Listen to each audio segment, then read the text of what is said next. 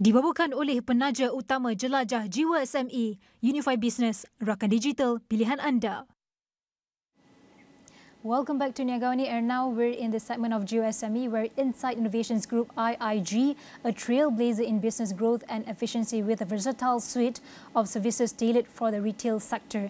IIG excels in creating people-centric solutions that meet the evolving needs of modern businesses. In 2020, the company reported revenue of 10 million ringgit, and by 2023, this figure had risen 7.5-fold to 75 million ringgit. And formerly known as Incite Food Tech, then they've acquired Ecosy and formed IIG, highlighting their commitment to digital adoption and in-house tech solutions. And this strategic move has helped them expand both locally and regionally, catering to large enterprises, local listed companies and MSEs. Recognizing the potential to support SMEs, IIG has tailored some of their offerings to actually help these businesses scale effectively.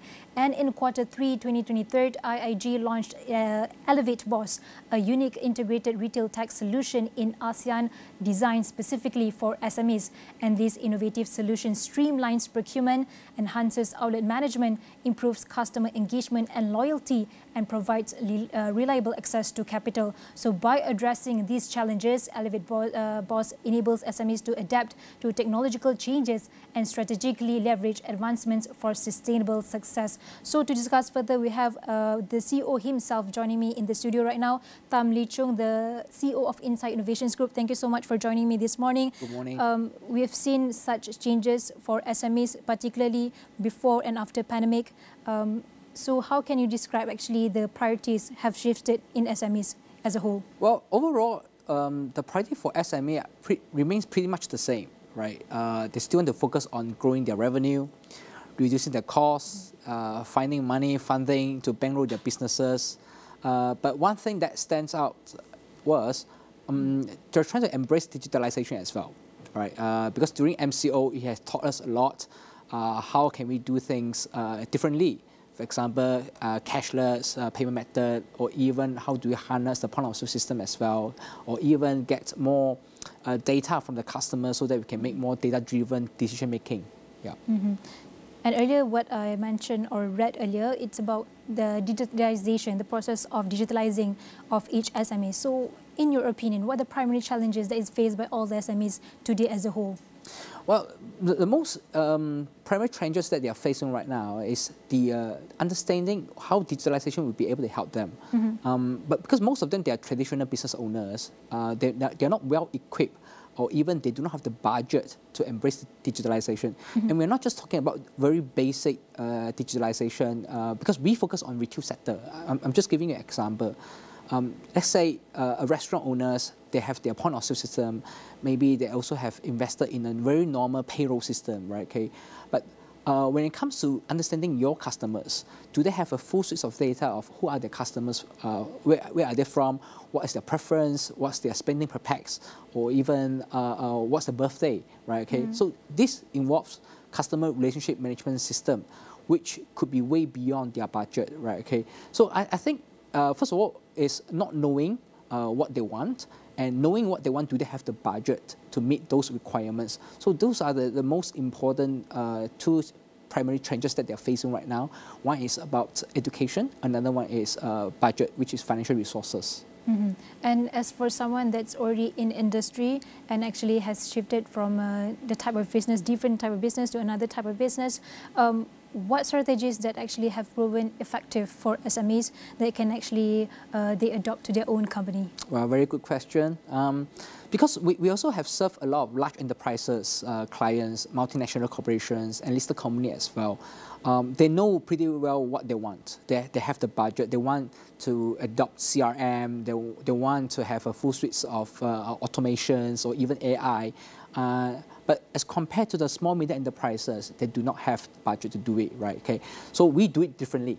Mm-hmm. We provide integrated solutions to small medium enterprises. What do I mean by that? Let me give you examples. We solve their fundamental problem first.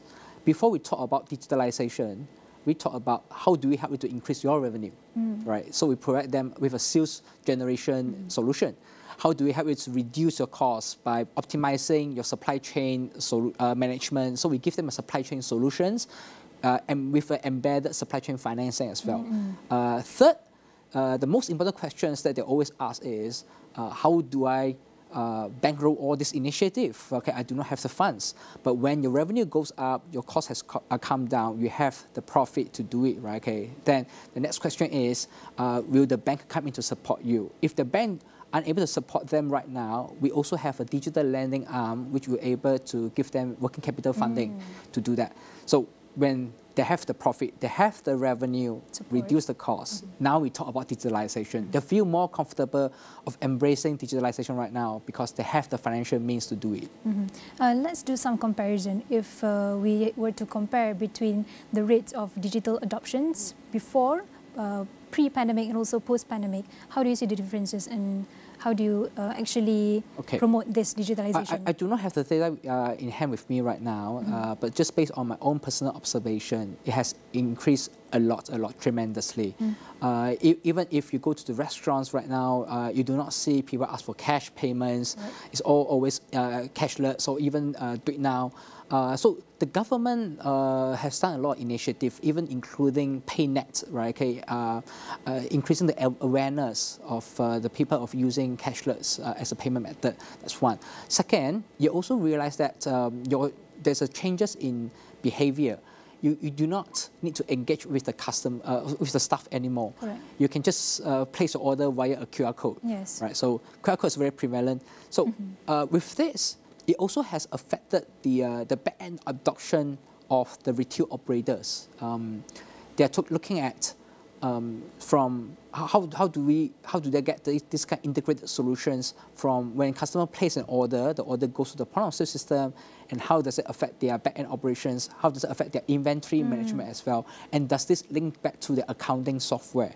So it involves a lot of integration, which before this, they never thought about integrating all these solutions all together. But now they know that they have to do it, right? Especially when the e-invoicing kicks in, right? So it makes integration even more important. Yeah.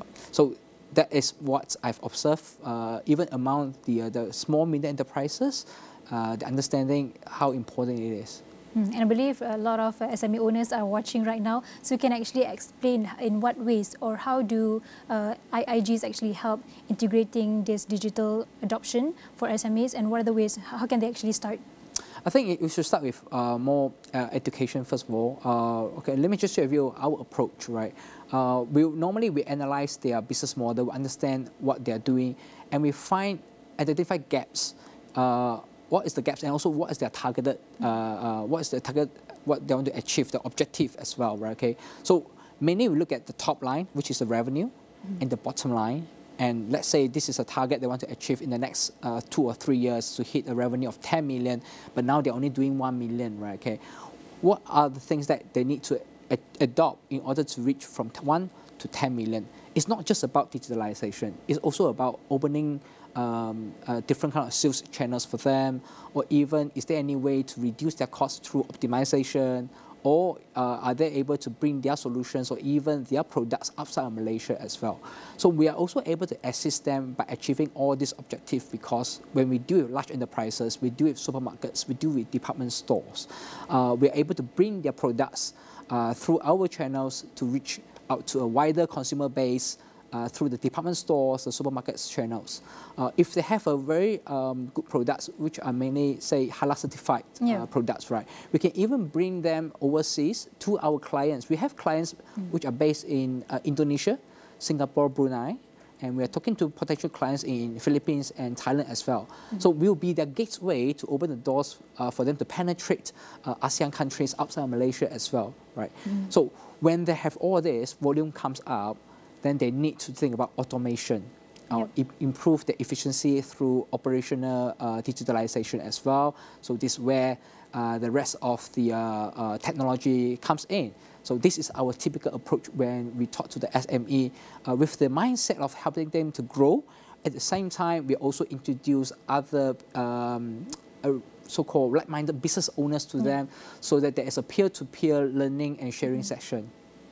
And you mentioned earlier about the wanting to actually innovate their own business, but there are actually some business owners that are not familiar with all these technologies, AI, whatnot. Yes. So what makes them not wanting to actually transform their businesses? What are those challenges? Well, I would say it's a fear. It's the fear of not knowing, and it's the fear of acknowledging they do not have enough knowledge, right? Okay, and because this is outside of their comfort zone. So most important thing is not to talk about all these jargons with them. They will not be able to get it, right? It's to make them feel comfortable. The hand-holding process can be quite lengthy, but it's necessary in order for them to remove that fear so that they know how digitalization is able to help them. So most of the time what we do is we do not go in with digitalization first. Right, okay. We open their eyes how we are able to help them to increase their revenue first. Right? Then we tell them by having these tech solutions or these tools, you'll be even able to increase revenue by 1 time or 2 times. Right? Okay. We'll be able to understand more or more interested to know about it.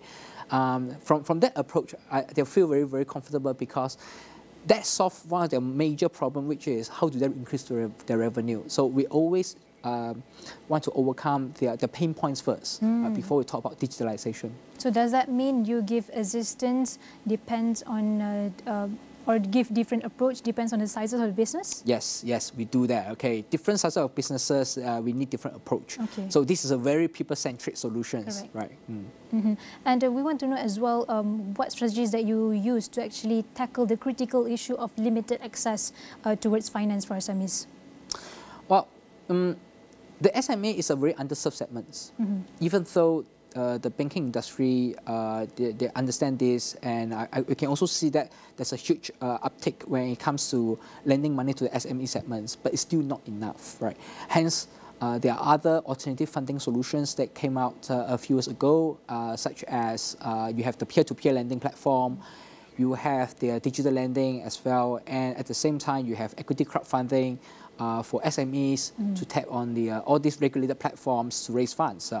Under our group, we also have a stake in an equity crowdfunding platform regulated by Securities Commissions. So when we talk to them, some of them, they are not comfortable of letting go a stake of their company to outsiders or to different investors, mainly because they may not know how to manage investors. They know how to manage their own partners, their own family members being their shareholders, but not outsiders, right? Okay, like you or me, right? They do not know us. But maybe they feel more comfortable borrowing money from a non-bank institutions, such as through a platform or even through digital lending.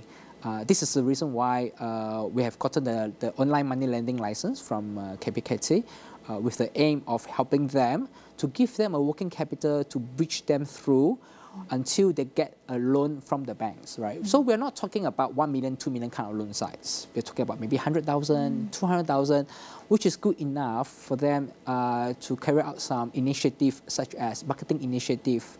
They may want to install some solutions or even adopt digitalization. They need some jumpstart fund, right? Like 50K, 100,000 to do that, right? Okay. Because it involves a lot of money. Yes, it involves a lot of money, but they know if they take this money out from their operational funds right now, they may not be able to support their existing operations. So we give them that kind of bridges. But at the same time, we are also able to connect them with the banks so that they can get a bigger amount from the banks in the next 6 months or even 12 months. Yeah, so we give them that funding ecosystem. But another thing we have to look at, let's say they're just about to start in this transforming towards digitalization. They've got the money, they've got the support, but however, if they're just about to start AI, for example, but there's another thing that's coming in right now. Besides, we have IoT. So every day is a new challenge, and new upcoming challenge when it comes to digital advancements. So how do we stay ahead of this movement? Well, staying ahead, I would say it's almost impossible for the traditional business owners to stay ahead, right? Okay. But more important is they must be willing to learn. One thing I realized that most of the business owners may not have a growth mindset. They stay in their own comfort zone, right? But cultivating this kind of growth mindset through education or through workshops and seminars is very important, especially organizing this kind of workshops for like-minded business owner so that they do not feel lonely or alone, right? Okay, so that at least they know that, oh, I'm not the only one who is not aware of this or who do not understand. But there's so many business owners who feel or think alike as well, okay? So by putting them all together, we are also able to come up with a lot of brainstorming sections so that will also provide that peer-to-peer support system in order for them to take it to the next level. But do you set or specific revenue growth or specific criteria to actually get the support or the services from IAG? Oh yes, yes. We always look at three things. The three pertinent questions that we always ask when we engage the customers. One is, what is your targeted revenue? Second will be, okay, what is your goal? And third, what is your plan after this, right? Okay, is it via assets, you want to do a trade sale, or you want to IPO your company? So different goals, it requires different kind of requirements and also expertise as well, right? Okay, so some of them, they may not even have an idea of exiting or even going for IPO, right? But they just remain as it's a privately owned business. But the goal is just to increase the revenue to say about 5 million, 10 million, right? Okay, so then we have a different approach. If they want to really grow the business with the intention of going for IPO in the next few years, right? Okay, then corporate governance is very important. Data protection is also very important as well, and also investing in cybersecurity as well, for example. So that requires a different kind of plan. So we will mobilize different team to talk to the customers, depends on what they need. And actually, this morning we have a good news, the listing IPOs of a 99 Speed Mart. Yes. So what can actually say about that, and how can the local SMEs take that as inspiration and also challenges? Yeah, I would say that is a huge inspiration for a lot of SME. We all know that 99 Speed Mart started very, very small mini market, okay, many years ago in Klang, okay, and now it has become a huge conglomerate in Malaysia, right? Okay, which I think it has also pushed the owner to be one of the top 10 richest men in Malaysia on the Forbes list, right? Okay, I think a lot of business owners, maybe they have never thought that they have a lot of potential to grow to that stage, or they even have a lot of solutions or even products that they can bring outside Malaysia as well. But the last few years, I've seen a lot, especially women entrepreneurs, who are very, very ambitious of not just staying put in Malaysia. They're also trying to put their products or put Malaysia in the map of the worldwide as well.